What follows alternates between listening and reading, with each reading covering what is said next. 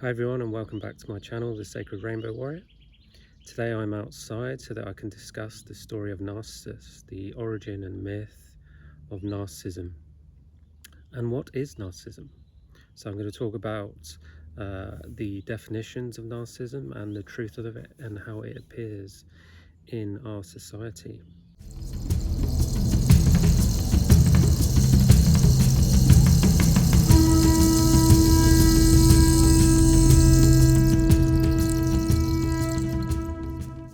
Welcome. Today I'm outside in this beautiful landscape by a pond.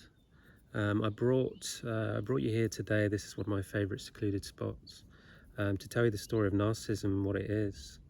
There's a myth of a boy called Narcissus, and the actual word narcissus comes from the Greek word meaning intoxication.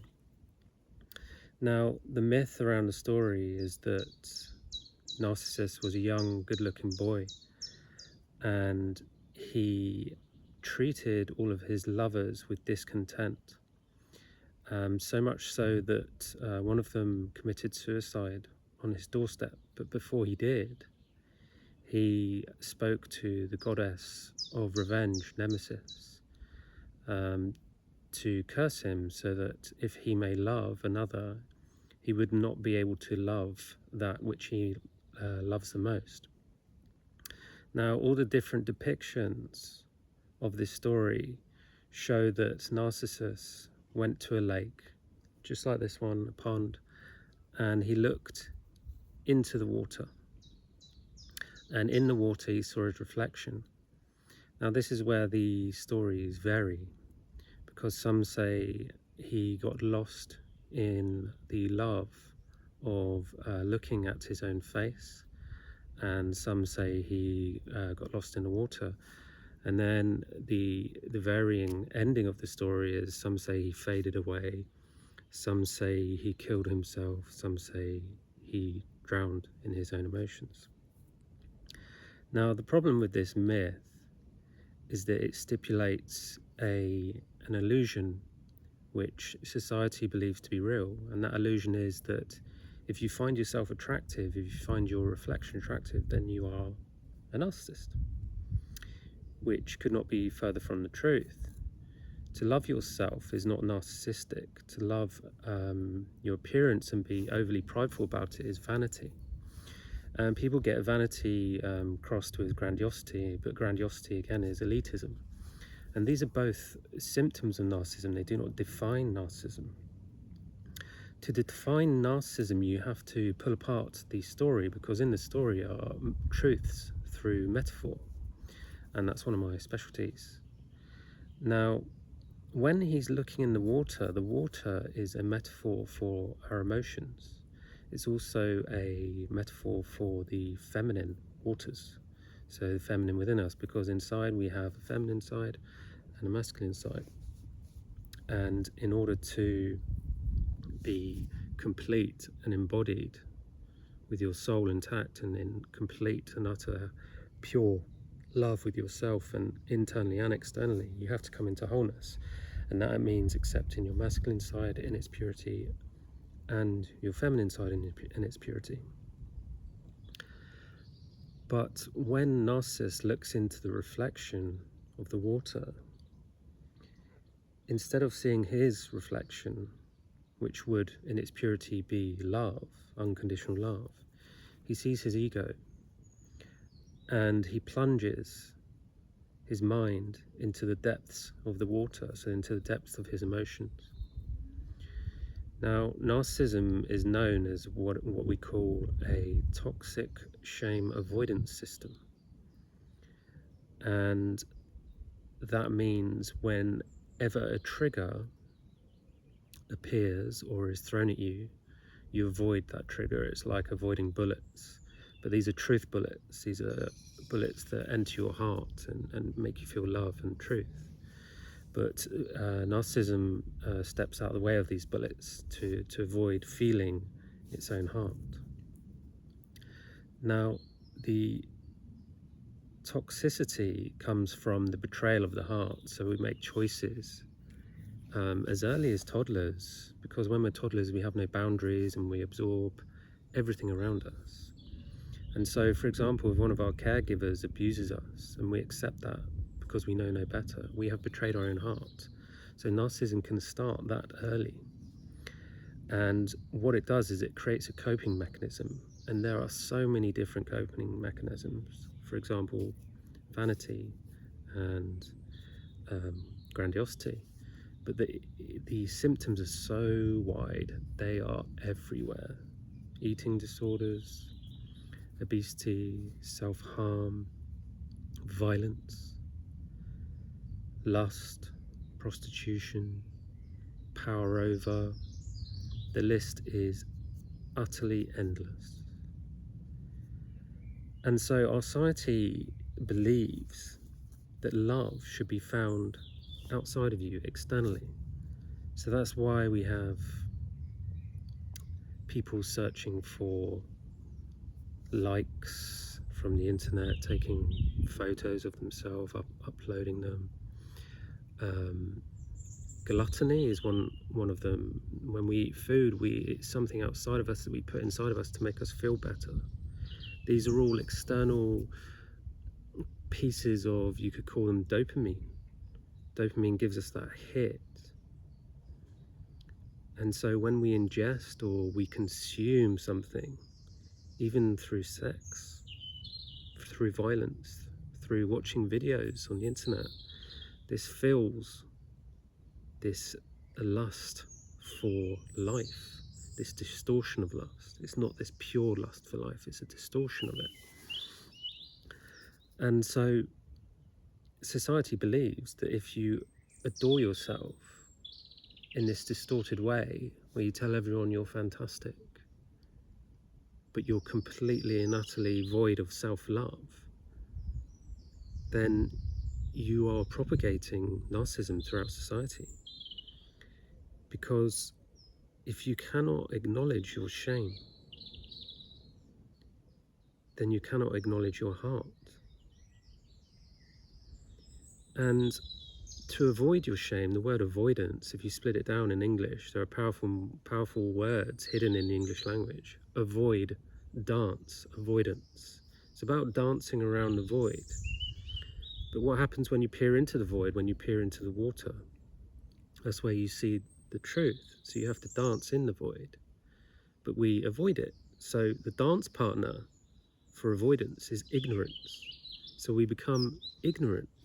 We become ignorant of our true lust for life, ignorant of our passion, ignorant of our fertility, ignorant of our purity, ignorant of our own sanctity, ignorant of our own expressions of creativity, ignorant of our own responsibility is a huge one. And ignorance in self-belief, and not believing there's a higher power. And the higher power can be translated as the infinite being inside yourself. And so that may be referred to as your higher self. But the trick of self-belief is to accept your inner power, so the power of your heart. But when you start expressing and looking for that outside of yourself, for example, a religion where you pray to God outside of yourself, instead of looking inside, then again you're promoting narcissism. It's the same with science. Science tries to disprove the heart, tries to disprove truth. And there's so many different variations of oppression and suppression of the truth, which leads to narcissism. And so we come back full circle to looking at the reflection of ignorance and shame.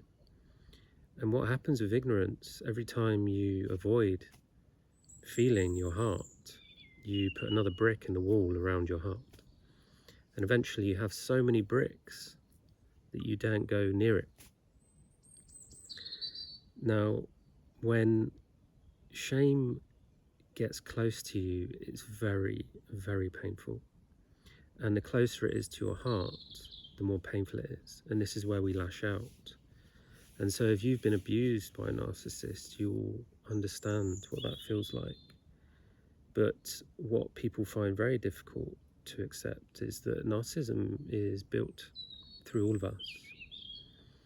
And when we react badly, or it can be to someone outside of us, but it can also be to ourselves, that's narcissism. So if you're hard on yourself, or if you feel like you need someone to help you and rescue you through life, that's narcissism. If you are aggravating or rude or aggressive to someone, that's narcissism. It can be small, it can be huge. And the antidote always comes back to compassion and forgiveness, because narcissism on its own is far too big to quantify.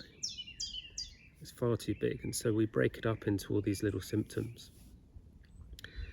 And what we see when we look in the water, when we look in the mirror, is we see a version of ourselves that doesn't compare with how we see ourselves. So when we look at our soul, we see complete and utter unconditional love, because we are love. But when we look in our reflection in the mirror, the ego jumps in the way between your masculine or your feminine, and it shows you ugliness. So you have this huge conflict, and you don't want to look at it, you don't want to look. And these are triggers. So if you suffer from any kind of mental health disorder and you avoid triggers, you're avoiding your shame, you're propagating narcissism in yourself. And I never understood that. I remember I read this famous book called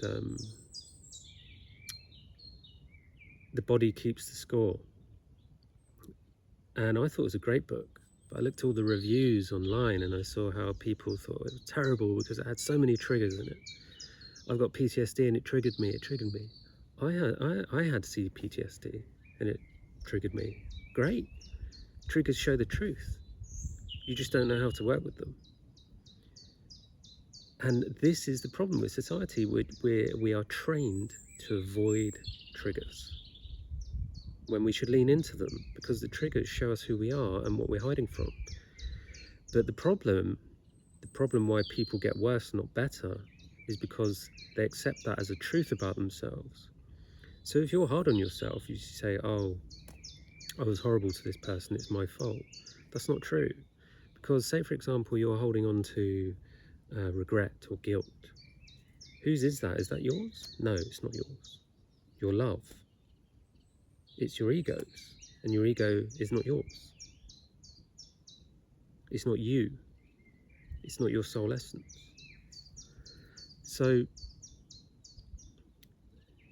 if a trigger comes to you, someone says, for example, you're not a very nice person, you can either go, oh, screw you, so are you, and you can point a finger back at them, a deflection. Or you can say, oof, that hurts, why do you say that? And they give you the reasons. You go, okay, I can see why you may feel that. And you start to look into that and heal it and integrate it. And you go, thank you for sharing that. But you can only do that in a safe space. And this is why I made the previous video, to talk about how important it is to share your voice, but to not be afraid of triggers. I'm writing an incredible book based on narcissism and the cure for it. And we're told there is no cure for it.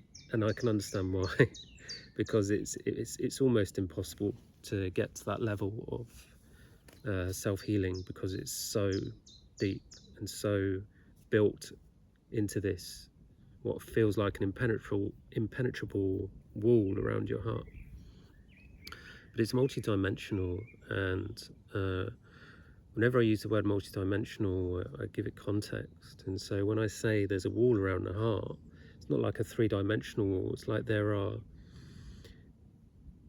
big bricks next to this heart, say like the universe is the heart and the galaxies around it are the bricks. Or if you had a flower and rocks around it. The rocks aren't directly around it, they're sporadically placed around it. So in order to get to your heart, you have to navigate this maze around these rocks, but some of these rocks are so big and they're in essential places in order to get you up to your heart, so you can't avoid them, so you turn back. So it's like a maze. Now, I spoke about animal wisdom in my previous video about the lion, but one of my favorite and one of the most powerful, if not the most powerful animals for spiritual wisdom is the fox. Like, you see it in movies and stories and animated movies, and it's always spiritual. It leads them on a journey, and that's true. But one of the powers of the fox is it's a sacred maze runner. It creates a maze made from mirrors. Now you might ask, well, what's the purpose of the maze? The maze is your purpose, and sometimes you forget that the maze is made out of mirrors, and you walk into it and you hit your head, and this is a trigger. Oh, that really hurt. But if you know how to navigate the maze, then your life starts to go in a better direction, and you start to become successful, happy, and joyful. But if you go down the wrong road and you keep smacking into the mirror and not realizing that the mirror is you, then you're living in avoidance. So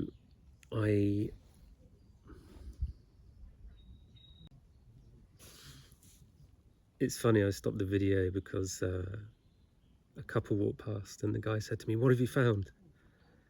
Thinking I'd found some frogs or something. I said, "My reflection." So again, everybody makes mistakes, and we should forgive ourselves for bumping into the mirror, and to not scare away from looking at our reflection. So I encourage you to look harder at yourself and to find the truth, and subscribe to my videos on YouTube, and follow me on Instagram and Facebook, because I'm going to be delving really deep into this, and there is some magical healing available. So thank you for listening, and I hope to see you again soon. Thank you. Bye-bye.